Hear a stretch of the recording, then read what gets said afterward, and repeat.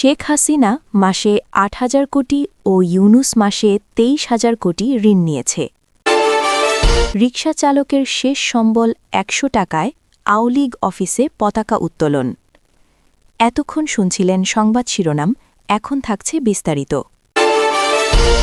বিগত দেড় দশকে দেশের ঋণের বোঝা নিয়ে রাজনৈতিক বিতর্ক ছিল তুঙ্গে, কিন্তু গত ১৭ মাসের অগস্ট ২০২৪ থেকে ডিসেম্বর ২০২৫-এর পরিসংখ্যান সেই বিতর্ককে নতুন মোড় দিয়েছে।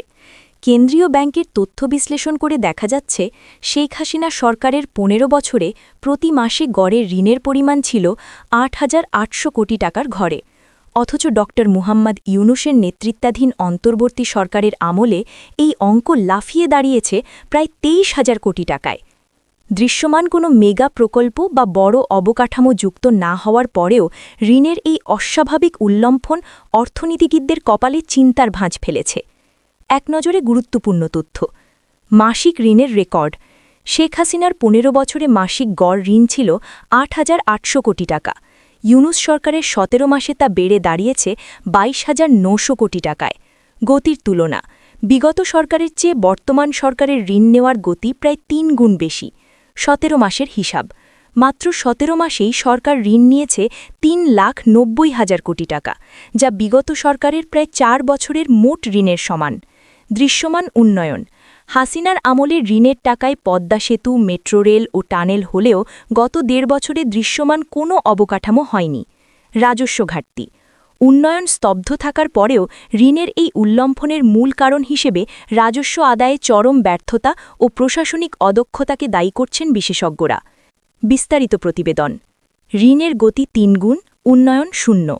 ২০০৯ থেকে ২০২৪ সাল পর্যন্ত শেখ হাসিনা সরকারের আমলে দেশের মোট ঋণের স্থিতি বেড়েছিল প্রায় ১৬ লাখ কোটি টাকা। দীর্ঘ ১৫ বছরের এই সময়ে গড়ে প্রতি বছর ঋণ বেড়েছে ১,০৬,০০০ কোটি টাকা। এই বিশাল ঋণের বিপরীতে দেশজুড়ে গড়ে উঠেছে শক্তিশালী যোগাযোগ অবকাঠামো, যা জিডিপি প্রবৃদ্ধিতে ভূমিকা রাখছে। অন্যদিকে ২০২৪ সালের অগস্ট থেকে ২০২৫ সালের ডিসেম্বর পর্যন্ত এই ১৭ মাসে অন্তর্বর্তীকালীন সরকার ঋণ নিয়েছে ৩,৯০,০০০ কোটি টাকা, অর্থাৎ মাসে গড়ে প্রায় ২৩,০০০ কোটি টাকা। কোনো দৃশ্যমান উন্নয়ন ছাড়াই ঋণের এই পাহাড়সম বোঝা সাধারণ মানুষের কাঁধে চাপছে। বিনিয়োগ বনাম ভোগ। অর্থনীতিবিদরা বলছেন, ঋণের ধরন ও ব্যবহারে বড় পার্থক্য রয়েছে। পলিসি রিসার্চ ইনস্টিটিউটের একজন জ্যেষ্ঠ গবেষক নাম প্রকাশ না করার শর্তে বলেন, হাসিনার আমলে ঋণ ছিল ইনভেস্টমেন্ট বা বিনিয়োগ, কারণ সেই টাকা দিয়ে ব্রিজ, কালভার্ট ও বিদ্যুৎ কেন্দ্র হয়েছে। কিন্তু বর্তমান সরকার যে হারে ঋণ নিচ্ছে তা মূলত কনজামশন বা ভোগের জন্য, অর্থাৎ বেতন ভাতা দেওয়া, ভর্তুকি টানা এবং দৈনন্দিন খরচ মেটাতেই এই টাকা শেষ হয়ে যাচ্ছে। এটি অর্থনীতির জন্য এক ভয়াবহ অশনি সংকেত। টাকা যাচ্ছে কোথায়? বিগত সরকারের শেষ সময়ে ২০২৪-২৫ অর্থবছরে ১১ মাসে ঋণ নেওয়া হয়েছিল ৩,২৫,০০০ কোটি টাকা। তখন চলমান ছিল দেশের ইতিহাসের বৃহত্তম সব প্রকল্প।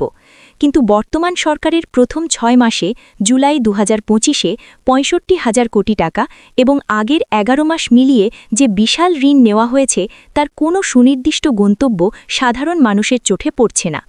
সিরাজগঞ্জের এক ঠিকাদার খুব প্রকাশ করে বলেন, আগে ঋণ নিত, কাজও হতো। এখন ঋণ নিচ্ছে ৩ গুণ বেশি, কিন্তু আমাদের বিল দিচ্ছে না, রাস্তায় এক ঝুড়ি মাটিও ফেলা হচ্ছে না। এই টাকা কি হাওয়ায় মিলিয়ে যাচ্ছে? ভবিষ্যৎ প্রজন্মের দায়। ২০২৬ সালের শুরুতে দাঁড়িয়ে বাংলাদেশের অর্থনীতি এখন এক বড় চ্যালেঞ্জের মুখে। রাজস্ব আয় না বাড়লে এবং ঋণের টাকা উৎপাদনশীল খাতে ব্যয় না করলে এই বিপুল ঋণের সুদ ও আসল পরিশোধ করতে গিয়ে আগামী কয়েক বছরের মধ্যে দেশকে বড় ধরনের অর্থনৈতিক বিপর্যয়ের মুখে পড়তে হতে পারে বলে মনে করছেন সংশ্লিষ্টরা। দেশের রাজনৈতিক পটপরিবর্তনের পর আওয়ামী লীগের শীর্ষ নেতারা যখন আত্মগোপনে কিংবা দেশত্যাগ করেছেন, তখন জীবন বাজি রেখে দলীয় কার্যালয়ের সামনে জাতীয় পতাকা উত্তোলন করেছেন একদল রিকশা চালক। পকেটে থাকা শেষ সম্বল ১০০ টাকা দিয়ে খাবার না খেয়ে পতাকা কিনে নানা হুমকি ও ভয়ভীতি উপেক্ষা করে বঙ্গবন্ধুর প্রতি ভালোবাসা থেকেই তারা এই সাহসী পদক্ষেপ নিয়েছেন বলে জানান ওই দলেরই এক সদস্য। সম্প্রতি সামাজিক যোগাযোগ মাধ্যমে ভাইরাল হওয়া এক ভিডিওতে দেখা যায়, এক রিকশা চালক আবেগঘন কণ্ঠে বর্ণনা করছেন সেই মুহূর্তের কথা।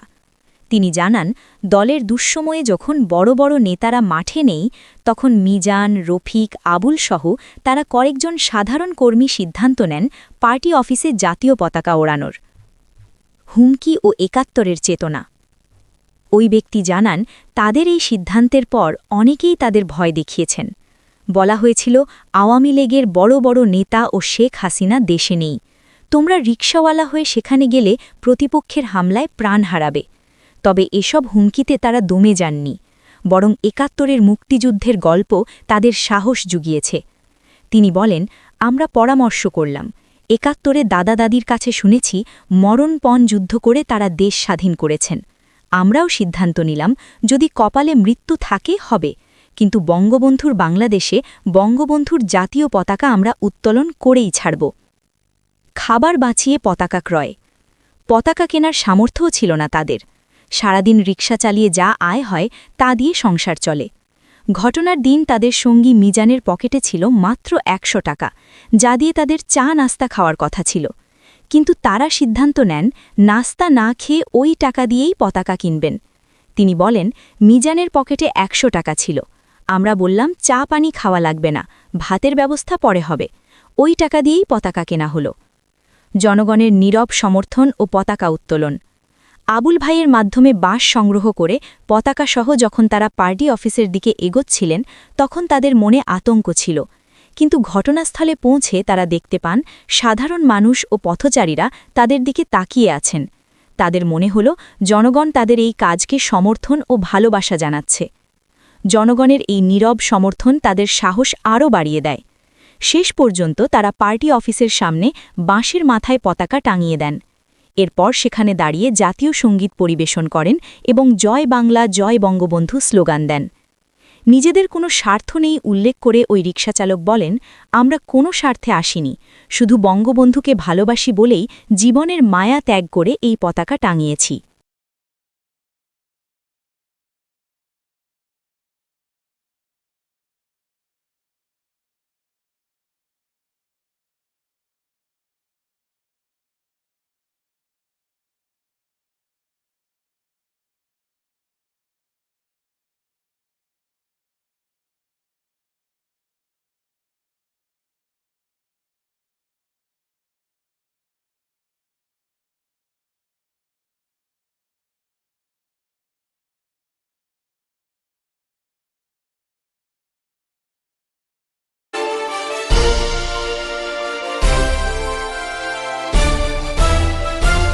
Audio Jungle.